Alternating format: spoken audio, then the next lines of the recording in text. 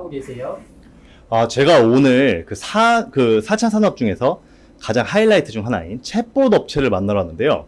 여기에 그 유명한 챗봇 업체가 있다고 해가지고 지금 들려봤는데 사람이 아직 안 보이네요. 미스테이코는 맞는 것 같은데 어디 계신지 모르겠네요. 오늘 굉장히 챗봇에 관한 이야기들을 많이 들을 수 있을 것 같아서 기대가 많이 됩니다. 한번 문 한번 두들겨 볼게요. 안녕하세요. 네, 안녕하세요. 이렇게 4차 산업을 리드하고 있는 챗봇 분야에서 일하시는 분을 만나게 돼서 되게 영광입니다. 네, 저도 영광입니다. 네. 저는 아직까지 사실 4차 산업에서 그 인공지능이라는 그 개념을 정확하게 잡고 있지를 못하는데, 네. 인공지능이란 게 뭔가요?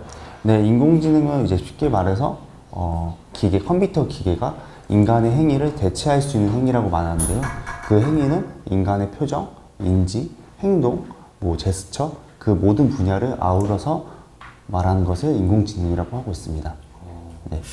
저는 사실 인공지능 이렇게 얘기를 들었을 때 이제 막 터미네이터라든지 네, 이제 네. AI라든지 이제 로봇들이 해서 굉장히 부정적인 그런 로봇들이 침공하고 이런 것들이 많이 떠오르는데, 이런 AI라는 그런 인공지능이라는 분야에서 이런 그런 인공지능 장단점이 어떤 게 있을까요? 먼저 장점으로는 크게 이제 비용 절감이 있을 수 있겠죠. 인간이 1시간, 2시간 걸려서 할 일들을 기계가 자동화하면서 1시간 걸리던 게 1분, 2분, 3분 만에 끝낼 수 있는 인간의 노동력을 대체함으로써 비용 그렇게 좀 더 빠르게 끝낼 수 있는 게 장점이 있고요. 그리고 이제 업무를 하다 보면은 이제 인간의 감정이 개입이 될 수가 있는데, 그런 부분을 객관적인 지표로 기계가 수행하면서 더 정당하고 객관적인 근거로 할 수 있다는 게 장점이 있을 수 있겠죠. 네. 지금 얼핏 들었을 때 인공지능에도 이제 굉장히 다양한 분야가 있을 것 같은데, 네네. 이런 인공지능에서 어떤 분야가 있는지 한번 설명해 줄 수 있을까요? 인공 분야는 어느 특정한 분야만 있는 게 아니라 전체로 쓸 수가 있는데요. 제조업에서 쓸 수도 있고, 저희 같은 챗봇 이런 기업도 쓸 수 있고, 소프트웨어, 하드웨어, IoT 이런 전 분야에서 사용될 수가 있습니다. 그럼 정확히 지금 아까 말씀하신 인공지능에서 챗봇이라는 분야에 쓰이고 있다고 했는데, 챗봇은 어떤 건가요? 챗봇은 쉽게 생각하면은 기계하고 인간이 채팅을 나누면서 그 채팅 데이터를 통해서 기계가 학습하고 인간의 행위에 가까워질 수 있게 하는 것을 말합니다. 이게 그럼 이제 제가 이제 구글에 이제 말 걸었을 때, 네. 이제 헤이 빅스비나 오케이 구글 같은 걸 말 걸었을 때, 나 지금 심심해 영화 추천해줘 하면 영화를 추천해준다든지 해가지고 너 뭐야 하면 이렇게 대답해주는 그런 것들을 만드신다는 건가요? 네, 그렇습니다. 그러면 평상시에 그러면 이런 챗봇이라는 걸 만드시는 일을 하신다면 평상시에 그럼 어떤 업무를 정확히 하고 계신 건가요?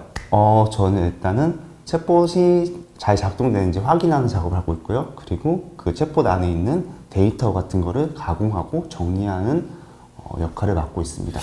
이게 챗봇이 잘 작동하는지 확인한다는 얘기가 굉장히 흥미롭게 들리는데요. 그럼 계속 이제 예를 들면 나 심심해 뭐 할래 물어봐가지고 이 답하는 거를 만든다고 한다면 하루 종일 그것만 물어보고 계신 거예요?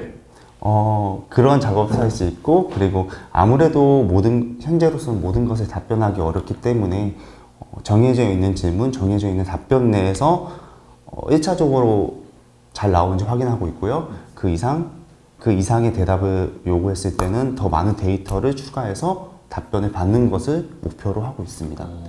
아까 데이터를 수집하고 이렇게 정리하시고 만드신다고 하셨는데, 네네. 이런 게 정확히 어떤 일을 하시는 건가요? 아무래도 데이터라고 하면은 되게 좀 어려운 분야라고 생각하실 수가 있는데요. 데이터라고 하면은 저희가 이렇게 말하는 이런 대화 내용도 데이터가 될 수 있고요. 엑셀에 이제 체계적으로 있는 정리되어 있는 그런 것들도 데이터라고 할 수 있습니다. 이거 예전에 네이버나 카카오에서 개인정보 채팅 데이터 빼가가지고 개인정보 날라갔다 이런 거랑 관련이 있으신 거 아니죠? 네, 아닙니다. 네. 그럼 이런 채팅 데이터 이런 것들을 어디서 얻으시는 건가요? 채팅 데이터 같은 경우는 아무래도 저희 회사는 이제 라떼 AI라는 제품을 이제 운영하고 있는데요. 그것은 개인이 챗봇을 만들고 그 만든 것을 상용화시켜서 다른 사람들하고 이제 채팅할 수 있는 기능이 있습니다. 네. 그래서 개인이 채팅 내용을 직접 볼 수도 있고 가공할 수 있는 기능들도 제공하고 있습니다. 그럼 뭐 매일 이걸 사용하면서 자기가 어떤 대화를 한지 기록해 놓고 그 대화의 리스트를 저장해 가지고 똑같이 대답하도록 만들고 이런 건가요? 뭐 그렇게도 할 수 있고 더 나아가서 그 데이터들을 가공해서 더 추가적인 답변을 얻을 수도 있습니다. 네. 그 데이터를 가공한다는 게 어떤 건가요? 아무래도 제가 생각하는 데이터 가공은 이제 데이터가 아무래도 방대하다 보니까 그 방대한 데이터 속에서 공통점들을 찾는 게 되게 중요하다고 생각을 하는데요. 그래서 데이터의 분류를 먼저 설정하고 그리고 이 데이터가 정말 실제로 쓸 수 있는지 그런 것들을 판단을 좀 하고 있습니다. 네.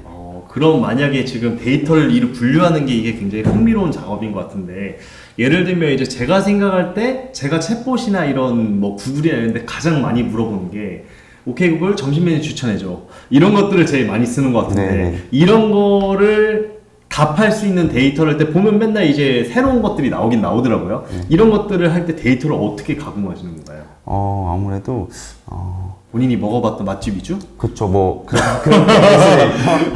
아, 본인이 제가 먹었던 맛집일 수도 있고요. 예. 아니면은 뭐 통계자료 이제 정확한 정부에서 제공하는 그런 통계 자료를 지표로 할 때도 좀 많습니다. 이런 집. 그러면 지금 이런 인공지능에서 이런 다양한 분야들이 있는데 이런 인공지능을 이렇게 하고 싶으면 이게 뭐 특별히 뭐 공부해야 하거나 배워야 하는 뭐 그런 자격증이라든지 아니면 뭐 특수한 그런 뭐 라이센스 같은 게 있나요? 제가 알기로 국내 자격증이 22개 정도가 있는 걸로 알고 있는데요. 하지만 사실 자격증은 실효성이 좀 많이 떨어지는 편이어서 자격증보다는 자신이 그 인공지능의 분야를 좀 선택하고 직접 만들어보고 토론해보고 프로젝트를 진행하는 게 가장 중요하다고 생각하고 있습니다. 저는. 이제 뭔가 이제 어떤 전공을 하시고 지금 이제 챗봇을 하시게 됐나요? 저는 사실 여기 인공지능 이 기업에 맞지 않는 전공을 하고 왔는데 저는 처음에 사회복지학과를 사회복지학과를 그러면 이제 살짝 챗봇을 위해서 가장 이제 서비스 마인드적 답변을 만들어내기 위해 들어오신 건가요? 뭐 그런 것도 있지만 아무래도 저는 제가 일을 하다 보면서 나만의 비서가 있으면 어떨까라는 생각을 좀 했었습니다. 제가 하는 업무가 제가 직접적으로 다 기록하고 일일이 신경 쓰는 부분이 많아서 그거를 대체할 수 있는 제품이 있으면 어떨까? 나만의 그래서 저는 그거를 비서라고 생각을 했고 그 비서가 챗봇이 대체할 수 있다. 네. 이렇게 생각을 했었습니다. 실제로 일을 해보니까 어떠세요? 제가 들었을 때 아까 데이터를 가공하고 이렇게 맨날 대답하신 거 얘기를 들어봤을 때 네네. 이게 지금 본인의 비서를 만들고 싶어서 시작하셨는데 본인이 사람들의 비서가 돼가는 느낌일 것 같은데 네. 실제 업무하시면서 만족도는 어떠신가요? 만족도는 저는 지금 굉장히 좋은데요. 그 좋은 이유가 뭐냐면 아무래도 저희 제품은 이제 챗봇을 만들 수 있는데 자기만의 챗봇을 개성 있게 만들 수 있는 기능도 제공하고 있고 또 실제로도 제가 그런 챗봇을 만들면서 다른 분들한테 제공을 하고 그 제공한 제품을 통해서 기뻐하는 모습을 보일 때 가장 만족을 느끼고 있습니다. 그럼 총무님은 어떤 챗봇을 만드셨나요? 지금? 저는 이제 주로 아까 말씀하신 뭐 점심 추천부터 한번 만들어보고 그리고 기업의 인사를 담당하는 챗봇 그리고 뭐 면접 챗봇 그리고 대표적으로 심심풀이 챗봇 한번 만들어봤고요. 심심풀이. 네네네 그렇습니다. 그러면 궁금한 게 나 오늘 심심해. 오늘 지금 뭐 하면 재밌을까? 이렇게 지금 대답을 했어요. 그럼 이걸 답변을 어떻게 만드실 거예요? 아무래도 그게 대상에 따라 틀려지는데요. 제가 만든 챗봇은 이제 성인분들 대상으로 만들었는데 아무래도 뭐 어떤 취미 활동하는 게 좋을까? 뭐 아니면 어디 여행 가는 게 좋지 않을까? 이런 식으로 한번 만들어봤습니다. 그러면 그거에 대한 답변을 했을 때, 그럼 어떤 이 질문을 했을 때 그러면 어떤 취미 활동을 해보시는 거 어때요? 이렇게 답변을 한다는 거죠. 그렇죠. 네. 그럼 취미 활동에 어떤 게 있는데라고 질문을 다시 한다고 했을 때, 그럼 어떻게 답변하는 거예요? 아무래도 그런 시나리오도 예상을 해서 제 취미 종류를 다 소개해준다든지 아니면 더 자세한 저 개인 고객님의 정보를 통해서 추출한 정보를 통해서 그거에 맞게 알맞는 취미 활동을 추천해주는지 그런 식으로 진행하고 있습니다. 지금 얘기를 들어봤을 때 아무리 봐도 비서를 만드시는 게 아니라 비서가 돼가시는 것 같은 느낌인데 네네. 그러면 이제 굉장히 중요한 질문을 할 수밖에 없는데요. 이 지금 챗봇이라는 이 굉장히 새롭고 이제 인공지능의 그런 미래적인 산업이 그래서 연봉은 어떠신가요? 생활 넉넉하신가요? 네. 일단은 저는 아무래도 이제 데이터를 가공하고 예. 그런 업무다 보니까 이제 전문적으로 하신 분들에 비해서는 연봉이 낮지만 그래도 많이는 받고 있다고 생각을 하고 있고요. 이 분야의 연봉은 어느 정도 급이 되나요?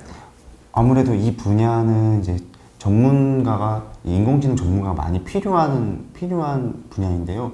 사실 수요에 비해서 공급이 많이 적기 때문에 국내 기준으로 했을 때 5년 미만의 개발자라도 연봉 7천에서 8천 정도 받고 있고, 계획이네요. 네, 해외 같은 경우는 이제 국내보다 더 많이 받는 걸로 알고 있는데 보통 1억 7천에서 2억까지 받는 걸로 그렇게 알고 있습니다. 지금 이 얘기를 들으니까 저도 지금 챗봇을 공부해가지고 돈을 많이 벌고 싶다는 굉장히 강한 욕망이 생기는데요. 네. 그러면 이 챗봇이나 이런 인공지능 시장에 어떤 직업군이 있는지 좀 소개해 줄 수 있나요? 근데 일단은 저희 소프트웨어 회사처럼 예. 이렇게 인공지능 전문가가 될 수도 있고요. 그리고 아니면 그 인공지능 데이터를 분석할 수 있는 분석가도 될 수가 있고요. 그리고 소프트웨어 전문가, 개발자, 아니면 연구원이 될 수도 있습니다. 네. 그 중에서 제일 연봉이 높은 건 뭘까요?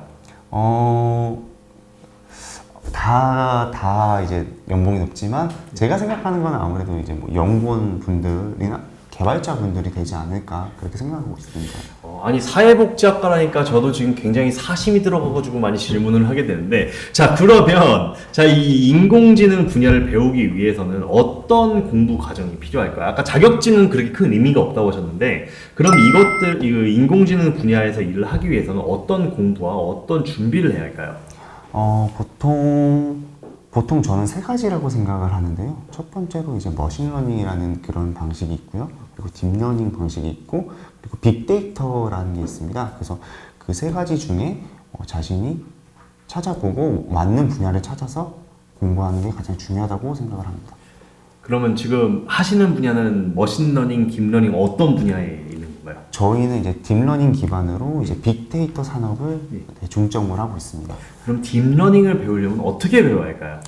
많은 방법이 있겠지만, 요즘에는 국비 지원으로 해서 정부에서 교육 기관을 제공하는 것도 있고요. 아니면 서적으로도 너무 잘 돼 있어서 서적을 참고하시는 것도 좋고, 그리고 교육 영상 같은 것도 너무 잘 되어 있기 때문에 그런 세 가지 매개체를 이용해서 그걸 통해서 자기만의 프로젝트를 만들어 보는 게 가장 좋지 않을까라고 생각하고 있습니다. 이게 저희 같은 세대는 굉장히 책이 잘 맞는데 저기 계신 지금 어린 친구들 같은 경우는 분명히 이제 세대 자체가 유튜브 세대란 말이에요.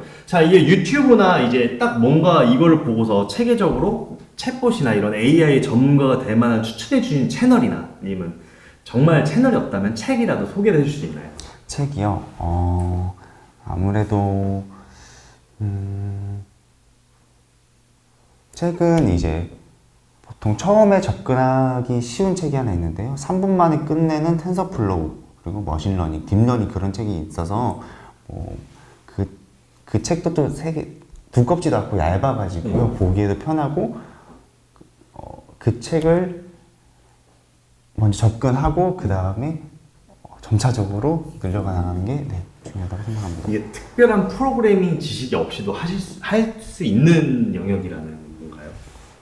아무래도 없이도 가능하겠지만 그래도 특별한 지식이 아까 말씀드린 이제 딥러닝, 머신러닝, 빅데이터 그런 지식이 있으면 좀 더 접근하기 수월하다고 이제 생각하고 있습니다. 그러면 이 직업이 지금 현재도 굉장히 높은 연봉의 이런 좋은 아까 말씀하신 수요가 많이 있는데 공급이 적은 직종이라고 하셨는데 이 직업의 앞으로 미래 전망은 어떨 것 같으세요? 미래 전망은 이제 4차 혁명 시대 도래해가지고 계속 인공지능 기술이 발전하고 있는데요. 이제 발전하는 만큼 그 우려의 목소리가 커지고 있습니다. 그 인공지능 기술이 이제 모든 인간의 기술을 대체하는 것이 아니냐는 우려의 목소리도 있지만 인공지능이 주는 편리함은 정말 막강하기 때문에 저는 계속 발전할 거라고 생각을 하고 있고요. 그리고 실제로도 저는 모든 분들이 이 분야에 좀 더 관심을 갖고 도전했으면 하는 바람이 큽니다. 네. 근데 이게 지금 사실 학생들이 들었을 때 이게 특히 인공지능 같은 분야는 굉장히 많은 프로그래밍이나 이런 어려운 지식들을 공부해야 할 것 같은 그런 느낌인데 학창 시절에 인공지능의 꿈을 가진 학생들은 어떤 공부나 어떤 준비를 하면 좋을까요?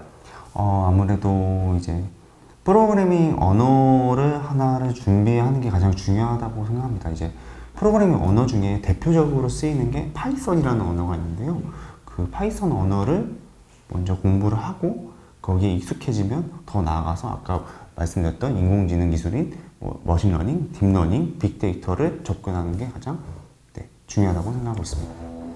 얘기를 들으면 아직까지 인공지능이 굉장히 어렵게 느껴지는데 그럼 인공지능의 원리는 무엇인가요?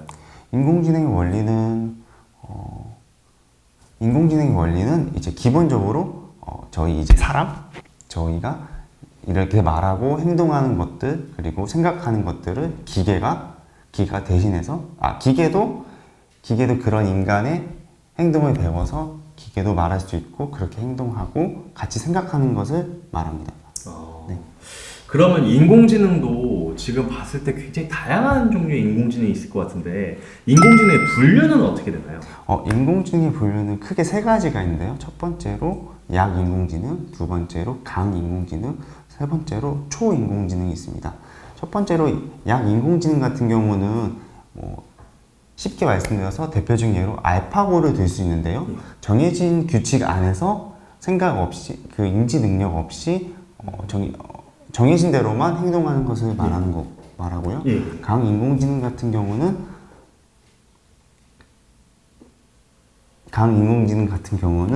이제 사람의 인지 능력 그리고 사람의 생각, 말하는 것들을 기계가 학습해서 그렇게 인간처럼 행동하고 말할 수 있는 것을 말합니다. 대표적인 예로 이제 아이언맨의 자비스를 떠올릴 수 있겠죠. 네. 초인공주의란 이제 인간의 행위를 벗어나는 것을 말하는데요. 이것은 인간이 예측하지 못한 것들을 인공지능이 예측함으로써 그러한 부분은 인간에게 도움을 줄 수도 있고 인간이 더 삶에 영위할 수 있도록 도움을 주는 것을 말하고 있습니다. 지금 얘기를 들으니까 저는 지금 제일 처음 떠오른 게 이 노래가 떠올라요. 두둥둥 두둥 두둥둥 두둥 뚜루루. 터미네이터가 먼저 떠오르는데 그럼 터미네이터는 여기서 질문이에요. 터미네이터는 어떤 인공지능에 속할까요? 터미네이터는 강인공지능주의에 속한다고 말할 수 있습니다. 저는 초인공지능이라 생각했는데 왜 강인공지능에 속하는지 알 수 있을까요? 아무래도 강인공지능 하면은 인간의 생각, 인간처럼 행동을 할 수 있는 것을 말하는데 그 터미네이터 보면은 터미네이터 인간처럼 말하고 그렇게 감정을 느끼고 행동을 할 수 있지만 이제 신체적인 부분에 대해서는 인간보다 더 강할 수 있지만 아무래도 인간처럼 사고한다는 게 가장 큰 의미로 들려서 강인공주의라고 말할 수 있겠습니다. 그럼 지금 굉장히 얘기를 들었을 때 연봉도 높고 이게 뭔가 좀 매력적인 직업으로 느껴지는데요. 그럼 이 직업을 얻게 한 과정은 어떻게 될까요? 아무래도 이 정보에 좀 접근한 것은 정보통신 쪽에서 소프트웨어 공부가 될 수도 있고요. 그리고 정보통신, 데이터, 그리고 더 나아가서는 IoT 이런 쪽의 분야도 공부하시면 될 것 같고요. 그리고 최소 학사 이상 더 나아가서 석사, 박사까지 하면은 더 좋다고 생각하고 있습니다. 그럼 이제 그런 다양한 얘기들을 들어봐서 가장 중요한 포인트가 이제 남았는데요. 그럼 본인은 지금까지 얼마나 하셨죠? 인공지능? 저는 이제 2년 정도 했습니다. 2년 정도 일하시고서 지금 이제 본인이 느낀 점이나 감상은 어떠신가요? 아무래도 정말 이 일을 하면서 가장 좋다고 생각하는 게 표정에 행복감이 넘쳐오지 않으신데요? 야근했던 표정이신데 매일매일 야근하시면 이런 거 아니죠? 네, 야근은 야근도 가끔 하지만 그렇게 많이 하지는 않고요. 아무래도 제일 좋다고 느끼는 거는 이 분야 자체가 너무 흥미로운 게 가장 큰 장점인데요. 아무래도 인공지능 분야는 계속 발전하는 분야다 보니까 정해진 답변이 없다고 생각을 해요. 그래서 내가 이 정해진 답변을 쉽게 만들 수도 있는 거고, 아니면 같은 동료들끼리 의견을 나눠서 새로 만들어 나가는 것이 곧 인공지능이라고 생각을 하고요. 인공지능 분야가 지금 4차 혁명 시대다 보니까 아무래도 계속 발전하고 있어요. 발전하다 보니까 그만큼 어려운 분야이기도 하고 또 쉽게 접근할 수 없는 분야라고 생각하시는 부분이 일반적이라고 보실 것 같아요. 근데 제가 생각했을 때는 이 분야는 누구나 쉽게 접근할 수 있고, 자기가 흥미로운 분야만 잘 찾으면은 어떤 분야보다 쉽게 접근할 수 있고 만들어 갈 수 있는 분야라고 생각을 하거든요. 그래서 제가 이제 사회복지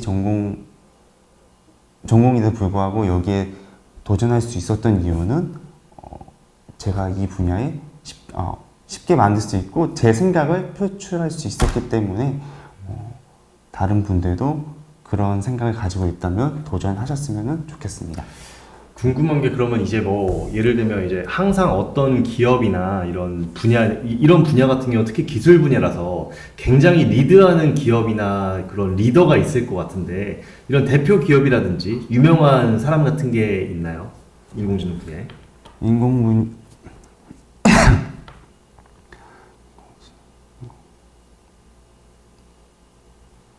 아무래도 인공지능을 대표하는 기업은 현재 제가 생각했을 때는 구글이라고 생각을 하고요. 오케이 구글? 네, 구글이 생각하고 구글에 이제 보면은 다이어플로우라는 그런 제품이 있습니다. 그래서 그런 제품이 저는 해외에서는 가장 큰 발전을 이뤘다고 생각을 하고 있고요. 국내에서는 뭐 담비라든지